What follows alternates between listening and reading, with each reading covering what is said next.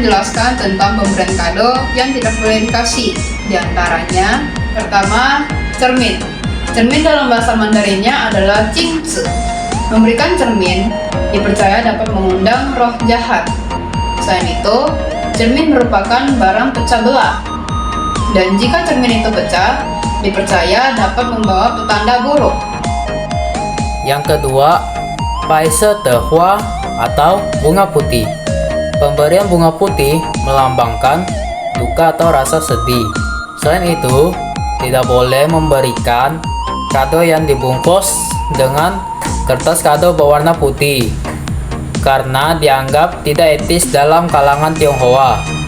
Lebih baik kalian memberikan kado yang dibungkus dengan kertas kado berwarna merah karena dipercaya bisa membawa keberuntungan. Selanjutnya saya akan membahas tentang sapu tangan atau bisa disebut sebagai shoupa dalam bahasa Mandarin.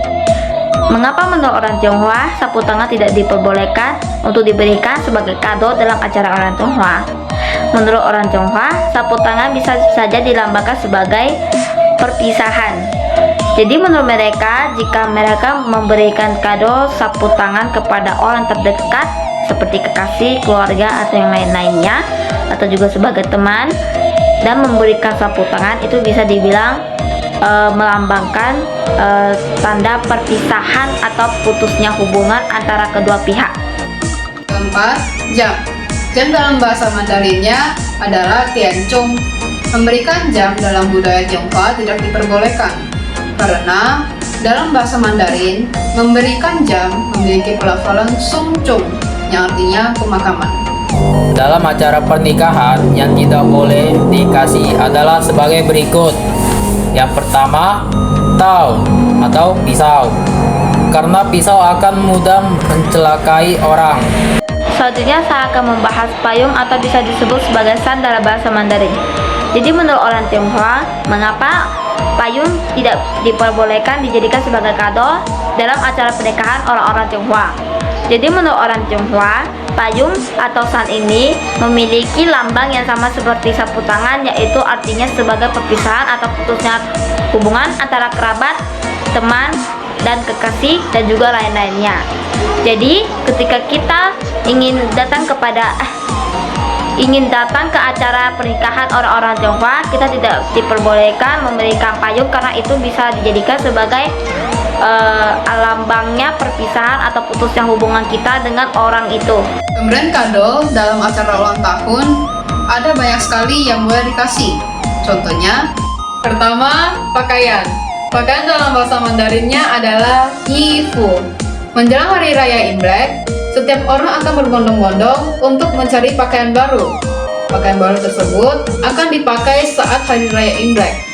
Hari Raya Imlek memiliki makna menyambut tahun baru dengan penuh sukacita.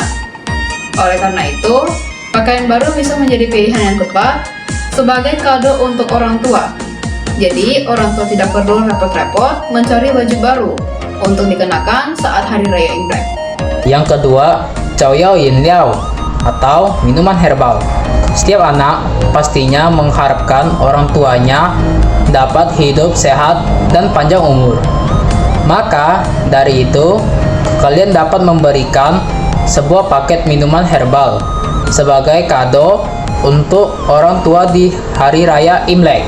Selanjutnya saya akan membahas tentang angpau atau bisa dibilang hongpao dalam bahasa Mandarin. Yang kita ketahui, angpau atau hongpao ini adalah amplop merah yang berisi uang yang kita berikan kepada anak-anak atau kerabat-kerabat kita ketika kita sudah menikah, atau bisa dibilang kita memberikannya pada hari Imlek. Jadi yang kita ketahui, orang-orang Tionghoa memberikan amplop pada saat hari Imlek yang bisa dibilang sebagai tradisi orang-orang Tionghoa pada hari Imlek. Jadi biasa orang-orang Tionghoa memberikan amplop ini pada hari Imlek kepada kerabat, teman, atau tamu-tamu yang datang ke rumah mereka.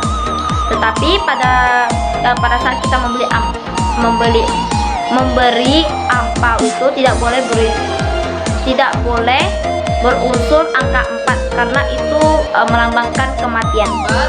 Kue keranjang. Kue keranjang dalam bahasa Mandarinnya adalah zanzi tankao. Kue keranjang terbuat dari tepung dan gula serta bertekstur lengket dan kenyal. kue keranjang adalah salah satu tradisi yang tidak boleh dilewatkan saat Hari Raya Imlek. Rasanya yang manis melambangkan kebahagiaan. Yang kelima, Jian Zheng Tang Gao atau kue lapis. Kue lapis melambangkan harapan rezeki yang berlapis-lapis.